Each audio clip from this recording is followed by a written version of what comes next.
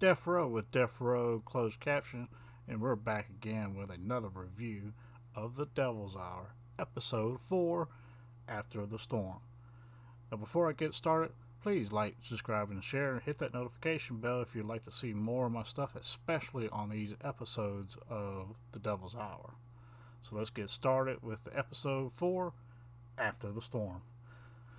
Take a close look at this first clip right here of this episode. You see the blood on the lamp there and the blood on the coffee mug and on the desk. Just take a close look. Because this very first frame of this episode is after the storm. And everything that happens in this episode is before and during the storm. Just give you kind of a. This first little clip is basically like a flash forward to the end of or the beginning of the next episode, if you get my drift. So let's get going, shall we? We see Isaac being interviewed by Detective Ravi, and he's asking like, "Can you tell me what this man looks like and that kind of thing?" And he just points at Detective Ravi, but he doesn't quite understand why he's doing that. And so, after he's been found and everything, they're trying to question him and all that kind of stuff. And he does like repeat some stuff that he heard, from before, but it's just stuff he heard. It's not really information that they can use. They ask him how he got there and that kind of stuff, and he just, repeats the whole line. I was like, I'm not supposed to be here. So, they're back. They're back at their desk, and apparently the case has been moved to somewhere else, like to another department or whatever.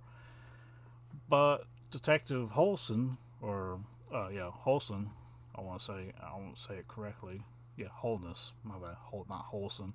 Holness, Detective Holness, which is Ravi's partner, shows him a video on his phone of a possible suspect in the area of where that dumping is taking place, because he's got friends on the inside, and so him and Detective Ravi, they decide that they're kind of still going to be looking into this case, even though they're technically off the case. Anyway, so now we flash forward a little bit, and this is after they've caught him and everything, and Gideon's like, Ravi's like interviewing him, basically like, if you could tell the future, what do you think I'm going to say next? And he goes like, no more questions, Mr. Shepard, you're free to go. All that stuff, and it's just kind of making a joke. And of course, Ravi just being beat the shit out of, he's not not laughing too hard at that. And then we skip over to back to Lucy Chambers, and in this episode, she's trying to track down a 17-year-old named Aiden, who has left his mom's apartment when he wasn't supposed to, and she didn't report that he was missing. And she's like, "She's not really missing. I know where he is. He just does whatever the hell he wants to." And of course, Lucy's trying to tell her like, you can't just let him do stuff like that until he's 18. I mean, he's 17 still, so he's not really allowed to just go off and do whatever the hell he wants to. Basically, is what she's saying. And she gets into a little tiff with the mother of Aiden in this little short clip, and because Lucy's snooping around while she's in the bathroom or something, like taking pictures of what's in her trash can. There's like little canisters of what is it? I forget what it's called, but it's like what you put in like a paintball gun. And she's taking pictures of that because I use that to get high sometimes. And she comes back and sees Lucy like taking pictures of it and stuff, and gets pissed off and starts grabbing Lucy's hair or whatever.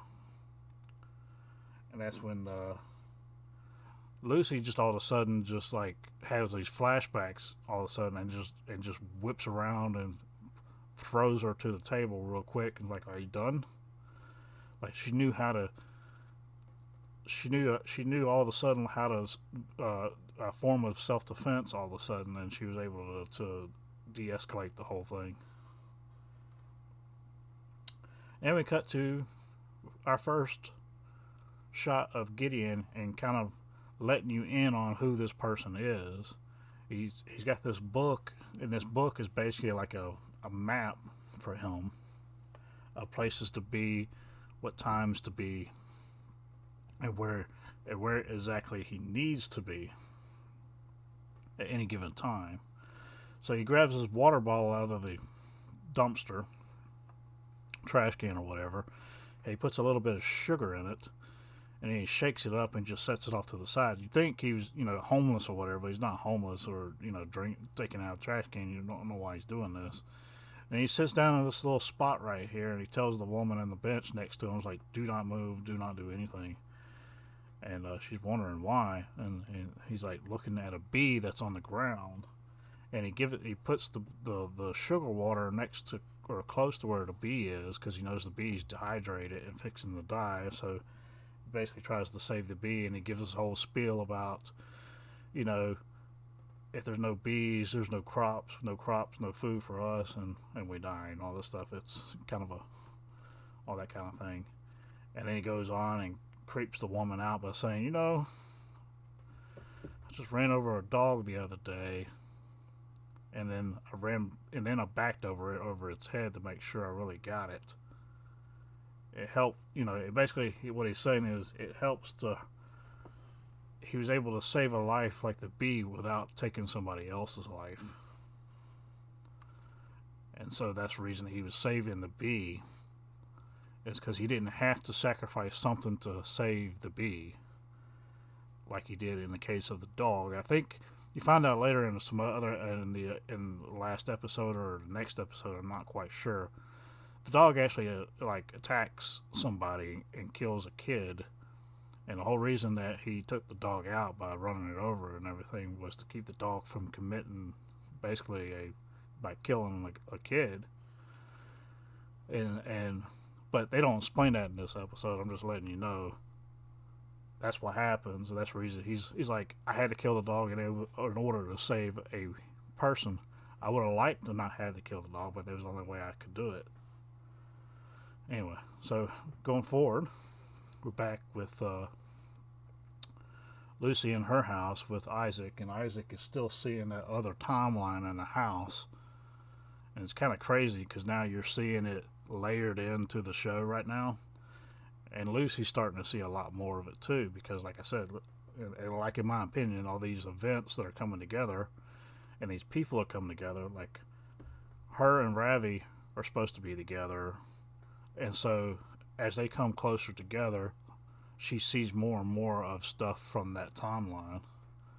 And as they get closer to Gideon, she starts to see more and more, or she starts to remember more and more of that timeline. And of course, Isaac could just straight up see it. And so Detective Ravi shows up at her doorstep and just basically wanting to talk and make sure everything was okay and all this other stuff. And during their conversation, she's talking to him about the case with Slade in that house and that pedo crap that was going down in the basement. And Ravi asks her, like, what do you remember of that case? Or what is your memories of it? And she basically tells him, like, I remember two girls, they're wrapped up, dead, floating in the water. And he goes, well, that never happened. And I actually did interview those two girls, and they're completely fine, but they did, some things were, messed up. And so what Ravi is realizing, and he's not quite realizing it, but he's kind of mulling it over, especially her, what if that was what's supposed to happen, and by Slade dying and being murdered in his house, it never did happen. Now, whether or not these characters are starting to make that connection or not, but right now, they just think Gideon is in on what Slade was doing, and they had a falling out, and Gideon killed Slade, and so on and so on. That's the reason. But it doesn't explain Lucy's memories of those two girls supposedly supposed to be dead in the water nearby. So that's that whole ordeal there. Supposedly Slade would have done that had he not been stopped. And he was stopped by none other than Gideon. So anyway, he talks to Isaac a little bit, and she's talking to her a little bit, and when they get outside, they're kind of flirting back and forth. She's like really happy to see him for some reason, like they have a connection they can't quite understand, and we kind of find out more about that later into the series. But then she decides, hey, I could use your help with something. I'm looking for this Aiden Stenner kid. He's 17, and I kind of need help finding him because he's not supposed to be doing the things he's doing, and I want to get him back home. Basically, she's more worried about his welfare. He's not worried about what he's going to do per se. Anyway, so that goes that conversation, and you see this part right here. Isaac is seeing the other family that's supposed to be in the house, which is the Warrens, and it says the Warrens are right down the road as neighbors. They originally would have been in that house, like I said before, and so Isaac is seeing that other timeline play out right in front of him while he's setting the table, for example, and he sees them setting the table with food and everything. Anyway. So Ravi gets back to his apartment, and he has more pictures that he printed out about the case, because he's not letting the case go, even though him and Holness have been taken off the case. He's still wanting to track down more information about the case. And that's when he sees it on one of the pictures of Gideon's lodge wall, because basically he's trying to create the lodge information that they took pictures of in Gideon's lodge. And he sees the name. Here we go back. Yeah, right about here. He sees the name Aiden written in there by Gideon. So now he's like, yeah, gummit, Lucy. Like he says, Lucy's the constant connection here. And so he sees the name Aiden, and he decides to help Lucy would be to help the case. And so he decides to get him and get his partner together, and they go try to find Aiden, and that's where they end up with this, basically gang related apartment that is supposedly rented out by this Mia Thomas, who is supposed to be Aiden's friend or whatever, and she shows up at the door, and they're like. And immediately Detective Holston realizes what's going on in this apartment. It's basically like a hideout for these gang members to do whatever they want to do, and they're using her as a name on the lease to keep people away. Anyway, so then we go. He's wanting to do something. Holston's wanting to do something right away because he knows that girl's in danger, even though she's a 20-year-old woman, but he knows something's not right, and they're just abusing her. And then we go back, and then we have Lucy and Isaac go back to meet the psychiatrist. They're talking about all the events that happened, the watch, and that kind of thing.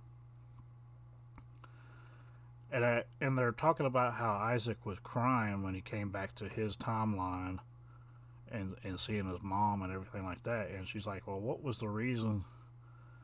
What made you so happy, or made you happy cry, or whatever like that? And Isaac finally says, it's like somebody knew who I was, because when he went to that timeline on accident, nobody knew who he was. He was basically, he wasn't supposed to be there, and so he was out of time and out of place. And all right, now we're back at that apartment where Mia Thomas is at, and they're doing a night shift basically. and just scoping the place out. And they see somebody, one of the gang members, is basically like threatening Mia right outside the apartment, choking her out, and basically fisting to abuse her is what they're fisting to do when he gets back in the apartment. And that's when old dude right here, badass, Mr. Holston, Holness, I keep wanting to say Holston, I apologize, D.S. Nick Holness, Alex Fern's character, he's like, I ain't taking this shit. Now, just for clarification, guys, I know if you're an American watcher watching this is a British show, so these detectives are not allowed to carry guns unless they're on special orders or special, something special has to happen for them to be able to conceal carry as detectives. So what Nick Holness does, Detective Nick does, he goes to the trunk of his car and grabs a crowbar, and basically he's going to go get that woman out of there. And that's what he does. It comes in and he just starts swinging, buddy. Well, I mean, he actually doesn't swing first. He waits for one of them to swing at him, and of course they do, because he pushed the door, or knocked the door down and came in. Now, here's the important part. One dude comes in there with a machete and is finally getting the upper hand on Mr. Holness here. And he knocks him down. And then that's finally when Ravi comes in to help him. Well, and I'm not going to show all of it right here, but yeah, right here. Right in here, right after this happens, right here, they get the man with the machete handcuffed. But the way they got that man down was Detective Holness took that crowbar he had and shoved it through his leg and brought him down, and then they handcuffed him. And of course, we switch back to Lucy. She's waking up at 3:33 again, and she's talking to Isaac about different things. And at this point in this episode, you start to see this thing about Isaac is always telling her that he's cold. Like, he can't get warm for any reason whatsoever. And it's not like an outward cold. It's like an internal cold that he can't quite he doesn't understand. She doesn't understand, because he doesn't feel cold. He feels normal. But for some reason, he's always cold. And so she, throughout this episode, she's trying to help him deal with that, I guess you could say. And he does some strange things. And then we're back at the police station, and they're Detective Ravi and Detective Nick Holness to give a statement of the events that happened with the gangsters. And they basically just, give the same line per line, because they basically, they're backing each other on this one, because they saved the girl, and they basically look, we assessed the situation, we knew we had to do something now, her life was in danger, we went in and took care of business. They came after us first, we retaliated with a crowbar that we found on the floor, even though it was in his trunk. And so, yeah. I mean, when you're going up against a machete wielding dude, you grab anything and everything around the office or the rooms, and they basically just use the excuse that this was a gangster hideout, so they have weapons everywhere, so they just happen to find one and use them against them, which is kind of funny. So that's when Lucy decides, Detective Ravi lets Lucy know that they found Mia, and Mia's back at home with her mom. So Lucy goes over there to Mia to talk to her and try to find out where Aiden is, because she thinks she's got to find Aiden to help save him or help him get back to his mom or whatever. She's just basically trying to do her job as a social services person. Sort of. She's actually, a little bit over and beyond, in my opinion, for what they do. Anyway, she finally gets Mia to give her a hint about where Aiden is. It's basically Yeah, they're probably over here at this old raceway, which is like a go kart raceway or whatever. And then it cuts back to Holness, and you finally get to see Holness and his wife, and a little bit of off time. And he's just joking around with her and stuff, and all this. He's like, I could have been killed, and all this stuff, because he did get cut on the hand, and he got a couple bruises from getting hit and stuff. And she just kind of loses it, breaks down, and like he's like, I didn't mean to, joke with you like that. I gotta get out. I know I gotta get out because he's getting too close. And when I say too close, he's getting too close to the bad guys. And when you start getting that close to the gangs and that kind of stuff, and you're dipping your feet in with them, and they get your name, they get your address and everything else. So he knows right then and there his wife probably will not be able to take much more of this, much less he won't be able to take much more of this, so he's got to get out. So for some reason, Lucy, she's going to go searching for Aiden, basically. So she leaves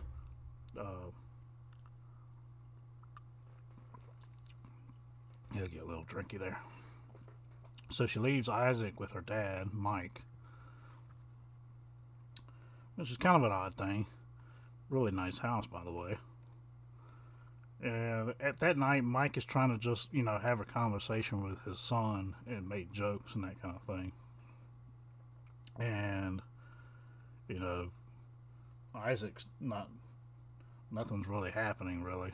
He's just kind of like looking at him. And anyway, Mike gets a little bit frustrated, but he doesn't hit him or anything like that. He just kind of gets frustrated and walks off, no abuse really, but Mike doesn't know really how to deal with it, to be honest with you. He's not. He's the type of person that has to have any reaction from somebody when he's talking. And so for him to have a son that will not react to anything, it just brings him down pretty much. So yeah, that whole ordeal. So yeah, this is about the part where he sees there's more pictures with that name Aiden on there, and that's when he's like, look, I gotta follow up on this just like Lucy does. So he goes out there, he figures out where Lucy's going by the pictures that are on the wall. Because there was a picture of like a race car and Aiden's name in the picture, and that Ravi's able to figure out where Lucy's going. But Lucy's already there. She's trying to talk to Aiden. Like, look, you got to go home. Just go home. I'll give you $200. Just go home. And he's like, nah, I'm good. I got my knife. The bullshit knife, whatever. But I think there's certain knives that are outlawed in the UK. So when he shows the knife, I'm suspecting it's one of those outlaw type knives, like it's an illegal knife or whatever, but you get my point. He shows it like, I can take care of myself. And that's where Gideon shows up in his little car. He pulls in, flashes with the lights on and everything, and then he realizes Lucy's there and pulls out and leaves. And Lucy's like, I think I just saved your life. Now just go home already. Of course, Aiden doesn't do that, because Lucy has the memories of what's happening and who it's happening to. It's happening to Aiden, which is why she's so adamant about him going home. And during this whole thing, Lucy's actually been put on leave from her job for fighting with the mom of Aiden as well. So that doesn't help. That she's kind of doing this on her own time, on top of not actually being actually being on suspension while she's doing it.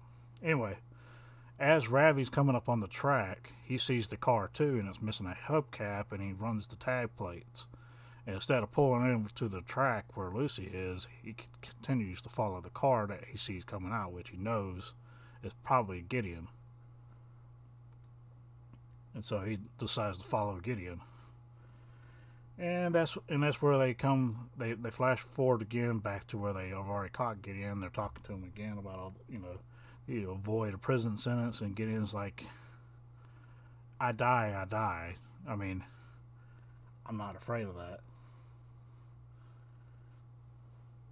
And you know, he's telling Detective Dillon, or Ravi Dillon, like, you wouldn't have shot me. You wouldn't, all this other stuff. That's not who you are. You wouldn't have taken me out or anything like that. You would have just handcuffed me. But you don't know the stakes.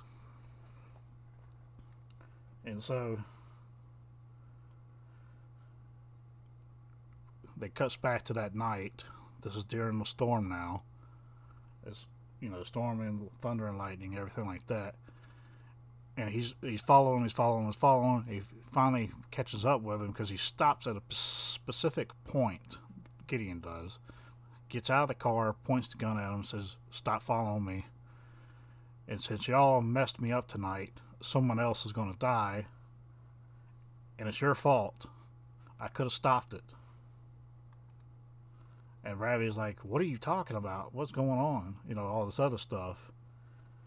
And right at that time, Ravi couldn't understand, like, the whole time, why we standing in the middle of the road at this exact point. And he was waiting because Gideon knows. He's lived all these timelines. He knows exactly what happens, when it happens, where it happens. And so right about that moment, the lightning strikes the electric pole, knocks it down right between their two cars. So Gideon drives off, leaving Ravi behind because he can't just drive over a damn, telephone, electric pole, whatever. And then they cut back. They flash forward back to when they got him in the prison. They're talking to him again, and this is what Gideon was trying to explain to him. So now we see Aiden talking to one of the main drug dealers, and the drug dealer's like, "Look, my main man was stabbed in the leg with a crowbar by this corrupt police officer, and we want to teach him a lesson that you just can't get away with that kind of stuff, police brutality and all that stuff."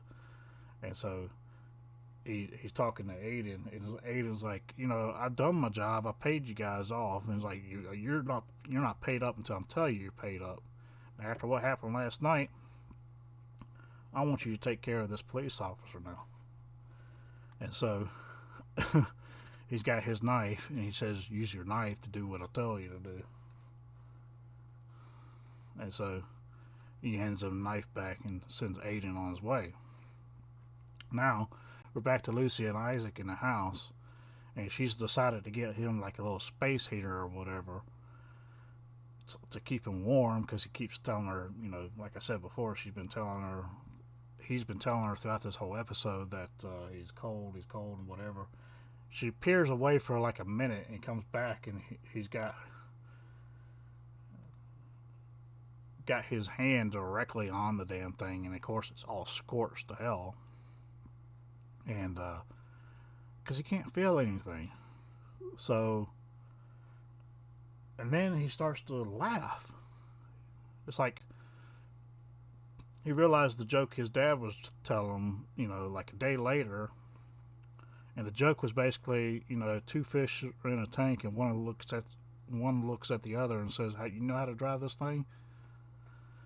And then he repeats that joke to Lucy, and she's like, "What the hell?"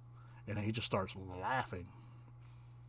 So the weirdness of him going from one timeline to the other is starting to mess with his psyche as well, because you start seeing some feelings trickle through, but he's not sure how to interpret them. Like this whole thing with being cold, he puts his hand on there, but he doesn't feel the heat, and so he ended up getting scorched. So it's like his nerves are all over the place. He doesn't know, and they're just firing off in the wrong order or something. Like he shouldn't be there, basically, and it's all scrambled. Like, why is he laughing at a joke a day later after he heard it? You know what I mean? And then it cuts to,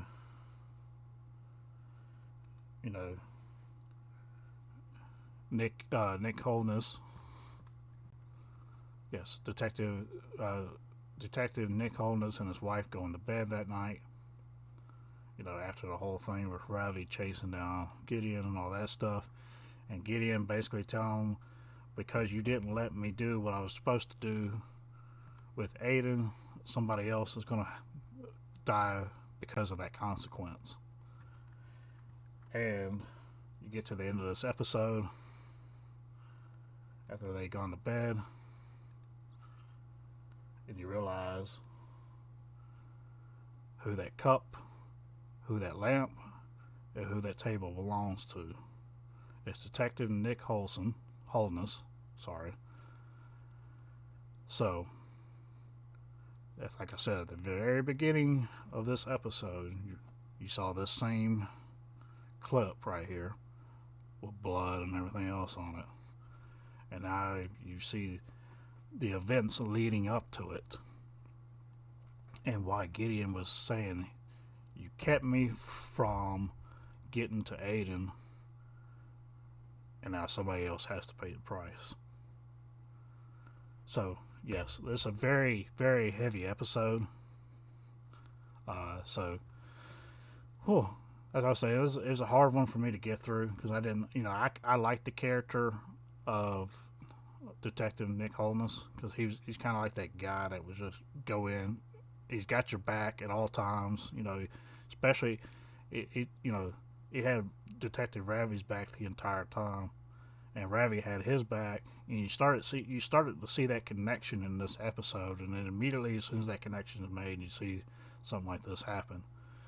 So, that's episode 4, After the Storm, because that first clip is After the Storm,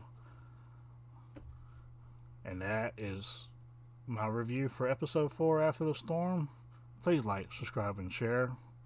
Hit that notification bell so you can see the last 2 episodes that I review of this show, The Devil's Hour. And I'll see you out on the edge of another review. That's Deafrowe out.